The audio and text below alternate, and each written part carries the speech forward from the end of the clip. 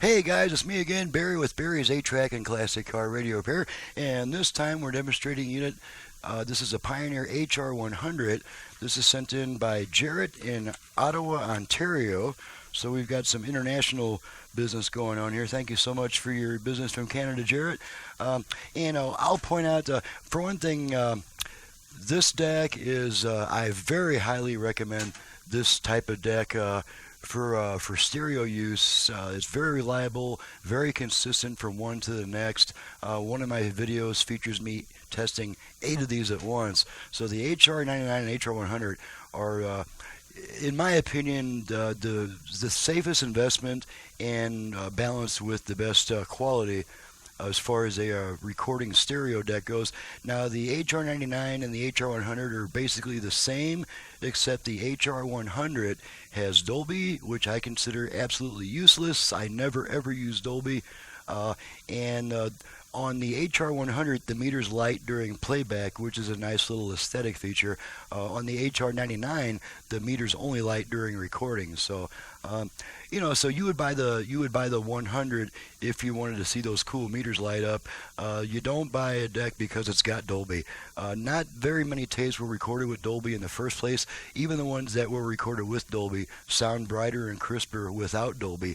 Upon playback. Dolby noise reduction, I have always called it Dolby highs reduction, because that's pretty much what it does, is it reduces your treble. It doesn't really take out a lot of appreciable noise. I would rather have the noise and the treble. So that's my take on this. So let's go ahead and pop this. Let's pop some Neil Sedaka into this deck and make sure she works. Forward, center, back. Okay, check our output on both sides. Got that? Okay, we're at the end of a song, so we'll just go ahead and switch.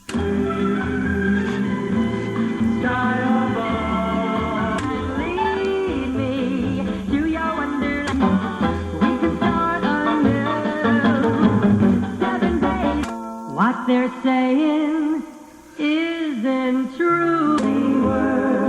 Such a lonely world. If you're the girl I'm dreaming of, wonderland of love, go steady again. Down, down, down to understand.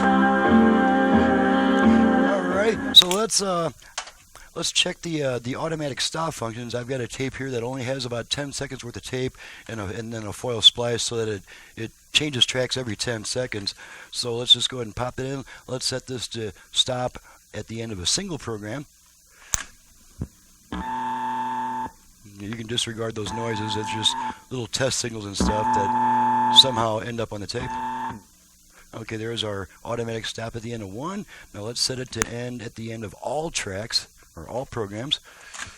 So we're on program 3, put it on program 4, and then the next program change, it should stop.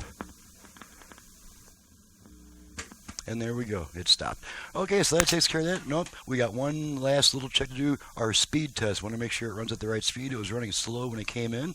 So this is a 400 cycle per second test tone from an RCA test tape, and we're just going to make sure that it's within spec, which is going to be between 395 and 405 will be in spec on the speed. So let's go ahead and we got to find the right camera for that. Let me put this on track 2 so we get our tone. There's our tone. Okay, now let's take a look at our speed.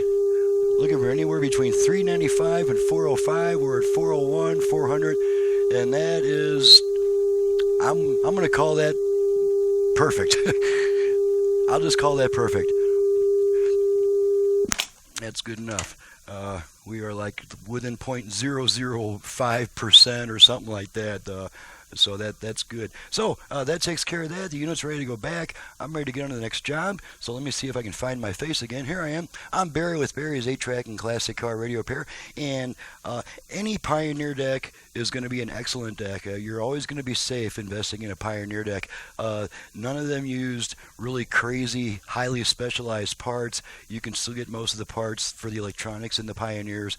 and I can fix just about any mechanical problem that comes along, even if I don't have the parts. I'm a pretty skilled fabricator, and it's become more and more of a demand on my skills as the 8-tracks continue to age. Of course, I keep having to find more and more solutions for parts that are no longer available. So thank you again, Jared, for your business all the way from Canada, and thank you guys for watching and listening. My website's in the description below, and my phone number is 928-533-9666. Do not call looking for a belt or asking me how to repair your own unit. Those services are not available here. This is a business. I'm not a hobbyist. This is how I earn my living and pay my bills. So thanks so much for watching and listening, guys, and we'll see you next time.